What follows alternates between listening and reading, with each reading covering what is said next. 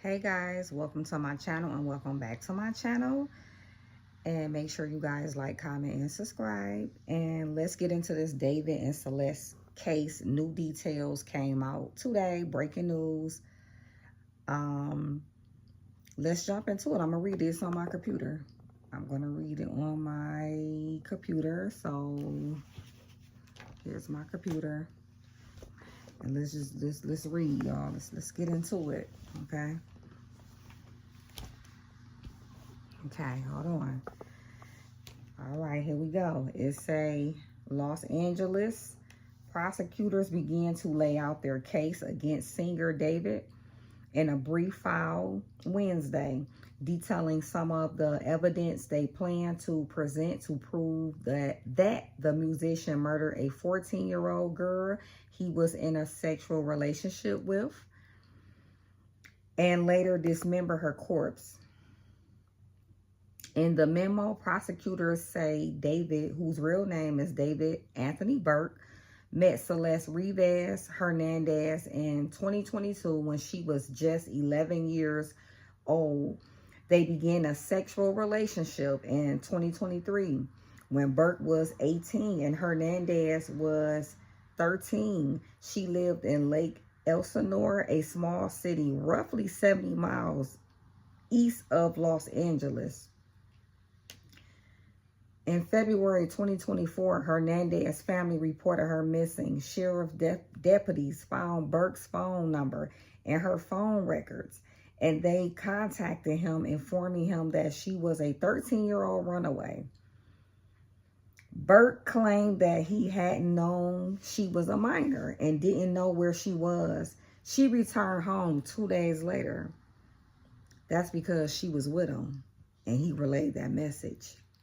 Nevertheless, Burke continued to pursue Hernandez.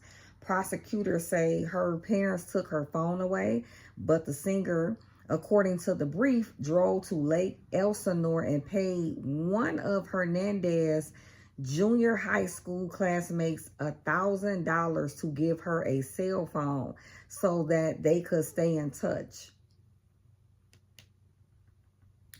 Throughout 2024, the victim spent a significant amount of time with defendant, including summer weekends at his home in Hollywood Hills and traveling with him to Las Vegas, London, and Texas to meet his family. Prosecutors write, how was she able to travel to London? Don't you need a passport? Text exchanges between the victim and the defendant contain references to sex, pregnancy, abortion, and use of the Plan B emergency contraceptive. There are also explicit photographs documenting and corroborating their sexual relationship. The relationship was a stormy one, and the couple broke up in November 2024, although they remain in contact and likely continue to have sex. According to the brief, they argue frequently over text messages. In March 2025, she texts him, all we do is have sex and just hang out, man. I want more than that for myself. Other texts revealed that she became jealous over his relationships with other women. She became extremely upset and threatened to disclose damaging information about her relationship with defendant to end his career and destroy his life. Prosecutors say in the brief, since he had known her, Burke's career had been skyrocketing. He had first gained attention by creating videos of himself playing the online game Fortnite and posting them on YouTube along with a self-made soundtrack. He then moved on to producing music for video games professionally. One of his tracks became the official Fortnite anthem. He had 2 multi-platinum singles in 2022, and his debut album was set to be released on April 25th, 2025. Just as Hernandez was threatening to expose him, according to prosecutors. On April 23rd, he sent an Uber to pick her up from Lake Elsinore. It dropped her off at Burke's home in the Hollywood Hills a little after 10 p.m. Prosecutors say, knowing he had to silence the victim before she ruined his music career, as she had threatened very soon after her arrival at his home. Defendant stabbed the victim to death multiple times and stood by while she bled out, prosecutors write in the memo. Days later, Burke ordered a shovel from Home Depot that was delivered to his house by Postmates. According to the brief, a week later, he ordered 2 chainsaws from Amazon. 4 days after that, he ordered a body bag, heavy-duty laundry bags, and a blue inflatable pool, also from Amazon. He appears to have taken quite a bit of time before dealing with the gruesome business of the body. On July 7th, more than 2 months after the murder, he ordered a burn cage from Amazon. Prosecutors say that Burke laid Hernandez's body in the blue inflatable pool in his garage and then proceeded to cut off her head and limbs. Burke also removed her left ring and pinky fingers because her ring finger contained a tattoo of his name. The fingers have not been recovered. He left the bags of her body parts in the trunk of his Tesla. For months, prosecutors say for several weeks of possible months, defendant left the victim's body to decompose inside his Tesla. They write in the brief, he lied to friends, business associates, and others who noticed the strong smell of decay in and around his home and vehicle before leaving on his concert tour at the end of July. He parked his Tesla on the street around the corner from his home. The car was towed to an impound lot. When the owner of the lot noticed the strong smell, he called the police, who opened the Tesla front storage compartment and observed a black cadaver bag covered in insects. The memo describes some of the evidence collected by investigators, including surveillance videos showing Burke was the last person to drive his Tesla, photographs depicting the victim naked, as well as while she was engaged with defendant in sexual activity when she was 13. And DNA evidence developed from bloodstains collected from defendant's garage, which matched the victim's genetic profile. The medical examiners also found small blue plastic fragments in Hernandez's remains, believed to be tiny pieces of inflatable pool. At a hearing on Wednesday, Burke's attorney, Blair Burke, pleaded with a Superior Court judge to keep the 9-page memo under seal. This is a lot. The prosecution have appeared to have filed a very unusual preliminary hearing brief that appears to be a very one-sided view of what's anticipated to be the evidence in this case. Burke said, "We have a very real concern about the jury pool at a future trial being tainted." Los Angeles County Superior Court Judge Charlene Omando was unimpressed with the request. The media attention is no different than the court has seen in other cases, Omando said. Any publicity concerns the defense can address with potential jurors. The brief was released to the media less than an hour later. Burke's preliminary hearing had been scheduled for Friday. It's now been moved to May 26th. Wow. I'm just outdone. This young man was on top of the world. And he's still young. He's only 21. He just turned 21 in March of this year. He started blowing up around the age of 18. He started out on YouTube. He started making music. He started writing music for Fortnite. The game Fortnite, which is very popular. And I don't know what possessed this young man, you know, to do something like this, which, I mean, we do know, because from what I'm hearing, you know, the motive is he didn't want anybody to know that he was messing with a underage girl.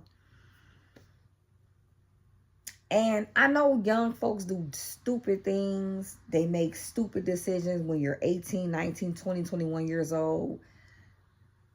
You know, but to murder somebody, to make that decision is just, there's no type of excuse for that. There's no, it's just, I mean, come on now, to murder this young woman. You know, we have to start using our brains to think before we do things, before we make decisions on things that we do in life. Because one decision, one bad, terrible decision can really mess your life up. You know, we just have to start thinking and using our brains more. We know right from wrong. And the problem is, people do things because they think, oh, I'm going to get away with it.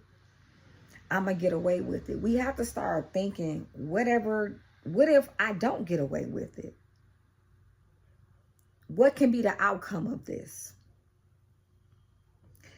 And this young man, like I said, he was making hella money. He was starting to be on top of the world. He was blowing up. And now you just threw it all away. You just threw your whole life away. You were on top of the world. You was 18, 19. Why not date a girl that's 18 and 19? Why not? You should have thought to yourself, okay, let me not talk to these underage girls. Let me not talk to a 12, 13, 14-year-old. I'm 18 now. Everything is going good for me. I'm blowing up. Let me find a young woman my age that's 18 or 19. Trust me, he could have found plenty of 18 and 19-year-old young women that would have talked to him and dated him. He's not a bad-looking young man. He was blowing up. He was starting to be on top of the world. He could have found a nice young lady that was his age. He should have told himself, let me stay away from the young girls because I could get in big trouble for this. I'm 18 and older now. Let me not mess with a kid that's 13 or 12 years old. And yeah, and you know, there's rumors saying that, you know, her family, like, they knew and that she was with him, and it's rumors out there saying that he picked her up from her home a few times, and her parents knew about it. And it seems like her parents, they did try to, like, get her to come home and to stay at home, but, you know, she ran away. And I know it can be, like, challenging sometimes when we have teenagers. You know, we tell them not to do this and not to do that. They think they grown. And I don't know, you know, and it seems like they knew about David for sure. They knew she was probably most likely with him when she kept running away. But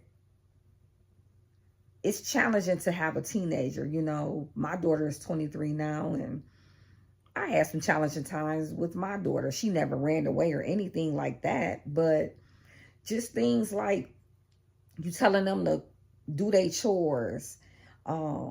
You can't go outside, do your homework. You know, kids will give you back talk, and they had their attitudes. They stomp out the room when you talking to them, and you know they get mad and raise their voice at you. So I know it's like very, very challenging to have a teenager, and it can be very hard raising a teenage kid. So I don't know. You know, I can't say too much about the parents right now because, like I said, I mean, they knew, but it seemed like they kind of tried to step in and like get her away from him. So prayers out to her family. And it's a sad situation. It's just so, it's just sad. The whole situation is really, really sad, guys. And more is to come out in court. You know, this is a bit much that came out today and the days and weeks before that we're finding out things about what's going on. And I know what answered my my mind. I was wondering, I was like, well, dang, do they got any cameras, or who parked the car? Did he have any help? Like, what's going on with that? And now I know. It came out today that David was the last person that they have, I guess, on video. He was the last person driving a car. It seems like this young man is pretty done for. Like, he's cooked. Like, it seems like the prosecutors have a lot of evidence on him. A lot. So it's not looking good for him. You know, I wish he would have made a better choice in decision in his life. But I just, yeah, that's the motive to me, guys. You know, he basically didn't want us to get out that he was talking to a young girl that was underage. And it's pretty messed up, you know. Rest in peace to that young lady.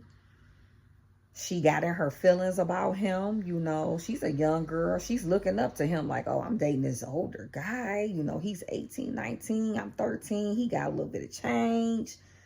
You know, she probably was like mesmerized by him. And, you know, just being young and foolish, you know. And she got caught up in this. It's sad. It's unfortunate that this young woman, she just got caught up in being mesmerized by a young man, and he made a dumb decision to murder this beautiful young woman that was just naive. And there you have it, y'all. I got this off of Courthouse News Service. You can Google it and you can read everything I just read to y'all. But there you have it, guys. That's the update, the new information that came out today about more evidence, more things about this case. And only thing I could say is wow. Just wow. Yeah, guys. Until next time, make sure you like, comment, and subscribe. I'm going to keep, you know, I'm keeping up with this just like y'all. And I just wanted to get on here to talk about it, this case. And till next time, yeah, guys, I will be back. Okay, like, comment, and subscribe.